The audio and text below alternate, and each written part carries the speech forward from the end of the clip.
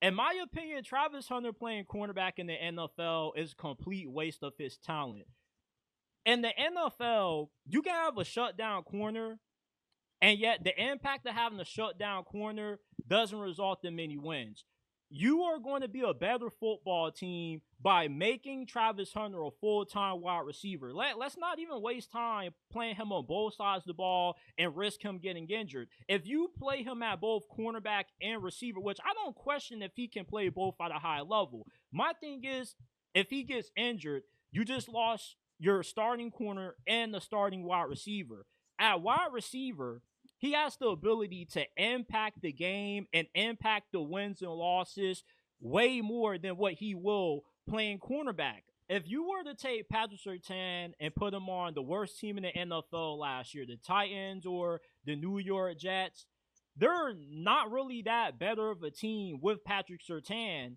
But if you take a guy like Travis Hunter and put him on offense, he could possibly win you 3, maybe 4 extra games with just how dynamic he is with the ball in his hands. He may not be the most technically refined route runner in the world, but the dude has amazing what do they like to call it? Ball skills. It's just anytime you just throw it up to Travis Hunter, he's gonna make a play. There were a lot of passes that Shador threw where he just said F it. Travis Hunter somewhere down there, and he goes ahead and makes a play. There were moments when Travis Hunter made Shador Sanders look better than what he is. And there's a reason why he won the Heisman Trophy. It wasn't on favoritism. It wasn't because of the whole Deion Sanders hype machine from the media. He played so many snaps on both sides of the football and a place that's hard to even breathe at. This is what gets overlooked about Travis Hunter. The dude was playing unlimited snaps in Boulder, Colorado, where the altitude is insanely high and it's harder to breathe in that part of the country than it is everywhere else. So to have that level of conditioning doesn't make me question if you can play both sides of the football, but you're more effective if you just focus on being a full-time wide receiver. Maybe if they got a few packages they want to throw you in on defense, but for the most part, his presence and his impact on the game is greater as a wideout. And just playing him at corner, I just feel you're just wasting time. Yeah, I definitely respect your opinion, but I do disagree, my brother. I think that Travis Hunter, first of all, outstanding talent, earned every single award, every single accolade last year. What he did as in comparison to his sophomore year, I mean, he just took it up to a whole other level. The reason we're even having this conversation is because of how much better he got as a wide receiver last year, right? Like going into this draft cycle in summer scouting in 2024, we're thinking, okay, is he a corner? Is he a wide receiver package? Now we're having conversations of, okay, which one is he going to pick? If I'm an NFL team, I am playing Travis Hunter at cornerback full time and having him in offensive snaps, like a snap count or certain situations. Here's why. I look at Travis Hunter potentially, right? Because I'm a scout. So I always look at everything potential wise. I think potential wise, I think Travis Hunter could be a top 8 wide receiver in the NFL at his peak, at his very, very, very, very best. At corner, that dude's got Hall of Fame potential, bro. You want to talk about ball skills? Travis Hunter's best trait is his reaction time. At the split of a fucking second, he can go from being in his zone to, as he's done multiple times, skying over into someone else's zone and catching an interception. Playing That's cover not two with ball Travis skills. Hunter is That's reaction unfair. time. Unfair. That's reaction time. You saw it against TCU in 2023. You saw it against UCLA twice in 2023. You saw it this year against Colorado State. Like, his reaction time is incredible. He has so many like Hall of Fame corner instincts, like reaction time. his ability to know when to stick his hand up to deflect the pass. Like, he plays corner, right? He plays corner like he's been playing it for years. Years. Like last year as a corner, he was playing at an NFL level, in my humble opinion, as a corner.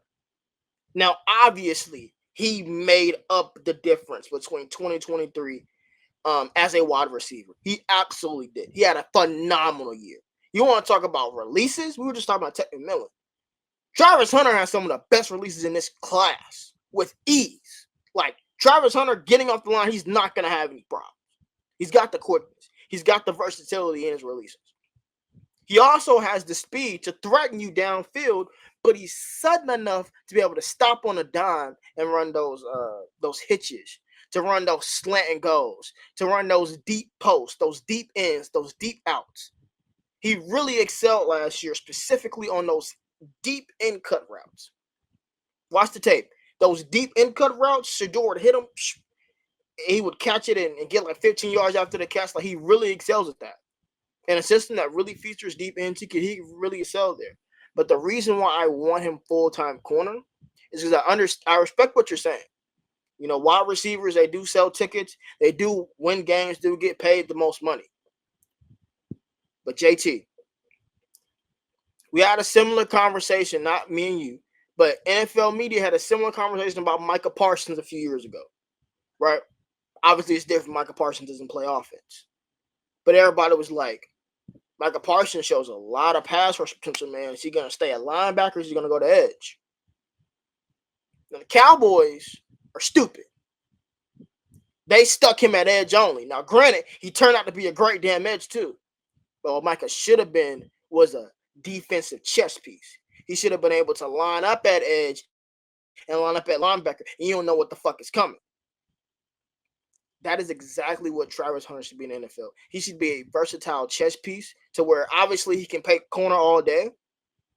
But like with his conditioning, and if it's the right team, bro, you can give him 25 snaps a game. It's easy. He's been doing it for the past 2 years. In Boulder, Colorado, he's been playing 150 snaps.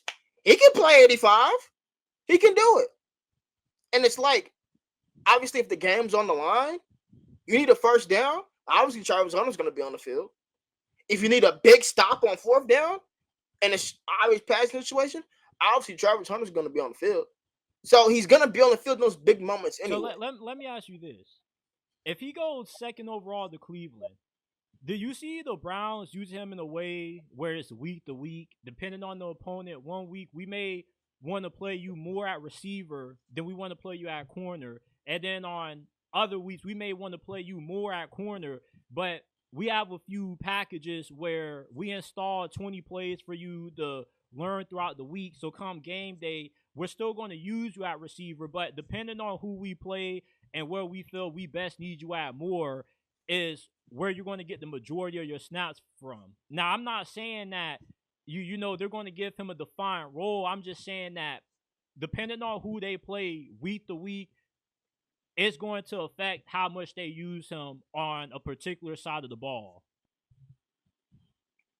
I think Cleveland is one of those rare spots, JT, where if I'm Cleveland, I'm playing him strictly a wide receiver. Your corner room is so damn good. Now, obviously, if somebody goes down, obviously you could easily slide him in there, and that's one of the best secondaries in the NFL. Still. But they need so much help wide receiver wise. If Travis Hunter goes to Cleveland, I'm fully convinced they had a conversation with him and said, yo, if we pick you, you are going to be a wide receiver. Same thing with the Because Patriots. that's exactly what they need. It's like there's no way the Patriots are going to draft him fourth overall with Drake May entering year 2 and Stephon Diggs is like their best receiver, and you're just having Travis Hunter out there at corner and use him sparingly as a receiver. Although him and Gonzo would be the scariest cornerback duo in the league, you can't have your second-year quarterback with a talent like Travis Hunter sparingly using him. So if he goes to the Giants with Malik Neighbors, this is why I like him as a receiver more, because it's just like you do want to use him both ways, and I do agree with you on that point. You kind of I know I said playing him at wide receiver utilizes his talent the best way, but you kind of do have a point. It's like you kind of are wasting his talents. Not it's like if you got somebody that can dominate on both sides of the football, you say he can be a Hall of Fame corner. I feel he can be a Hall of Famer playing both. He may be the best athlete we've ever seen. There is no comparison for Travis Hunter. He's nothing like Charles Woodson. He's nothing like Jabril Peppers. And I heard Urban Meyer talking about this. There's never been a player that could be a top 10 corner as a pick and also be a top 10 wide receiver as a pick as well. He's a top 10 pick at both positions, no matter if he chose to do one full time. So if you go to the Giants or you go to the Patriots, I feel he would be better suited at receiver, especially with the New York Giants. Him and Malik Neighbors, who gives a damn who's at quarterback? You got him and Malik Neighbors going crazy. Somebody's going to be open. Same thing with the Patriots. But with the Browns, though, it's like you are in an interesting spot. And if he falls to Jacksonville, he definitely could fall better in line as a corner and then get packaged in as a receiver. But it's just how far are we looking at in terms of the draft range for Travis Hunter? Where's the highest he can go versus the lowest he could go? There is no way he gets past 4. Like, there is no. I would be utterly shocked if Travis Hunter goes any lower than 4th in this draft. Like, I've heard conversations that the Browns are really torn between, taking a quarterback, going Travis, going Abdul, the Giants at 3, but New England at 4? Lock. It's fucking obvious. He's a Mike Vrabel kind of guy. The best case scenario for New England is to draft Travis Hunter. If New England gets to draft Travis Hunter, it's a win for their draft already. Is it worth them trading up for him? I don't know. Here's why I don't know. I don't know how the Browns see quarterback. The Giants need quarterback, but they signed 2 old men. So you would think that they're pretty locked on either Abdul or Travis. And I don't know if the Giants are going to trust the Patriots enough not to pick their guy if they trade up. So it's going to get spooky. It's going to get spooky. The first 4 picks are going to determine everything that happens after this draft. It's pretty concrete that Cam Ward is going to be a Tennessee Titan, which he absolutely should be. He should be the first overall pick in this draft. But after that, I don't know what's going to happen, JT. I have no idea.